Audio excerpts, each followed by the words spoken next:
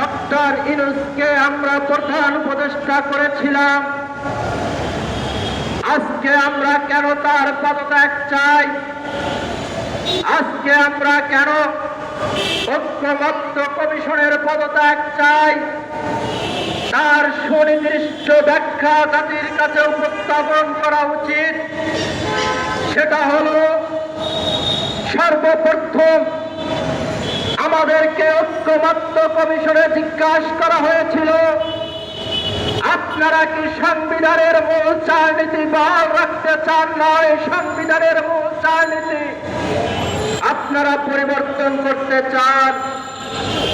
তখন আমরা বলেছিলাম, ৩০ লক্ষ শহীদের রক্তে লিখিত বাংলাদেশের সংবিধান, সেই সংবিধানের মূল চালনীতি সেটা আমরা বহাল রাখতে চাই। কারণ আমরা ৩০ লক্ষ শহীদের রক্তের বিনিময়ে যে সংবিধান, সেই সংবিধানকে অবমাননা করতে পারি না। আমরা সেই ৩০ লক্ষ শহীদের রক্তকে অবমাননা করতে পারি না।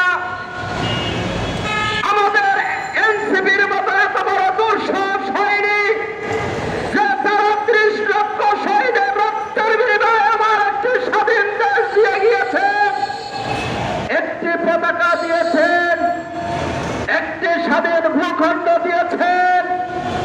সেই ৩০ লক্ষ শহীদের রক্ত উপেক্ষা করে ৩ লক্ষ মা বোনের ইজ্জত সম্মান উপেক্ষা করে এনসিপির মতো যে বলবো যে না, আমরা সেই সংবিধান মানি না, সেই ভূখণ্ড মানি না, আমরা রাজাকার, সেই কথা আমাদের মুখে বলা সম্ভব নয়।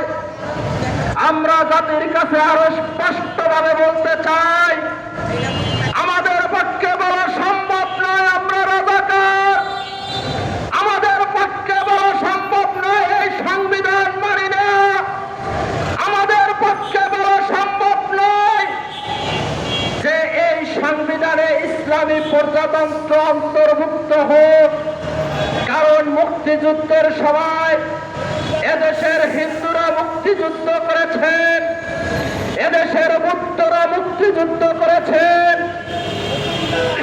এদেশের খ্রিস্টানরা মুক্তিযুদ্ধ করেছেন।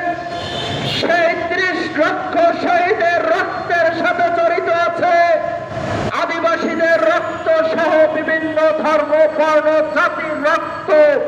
সেই রক্তের সাথে প্রতারণা করা আমাদের পক্ষে সম্ভব নয়।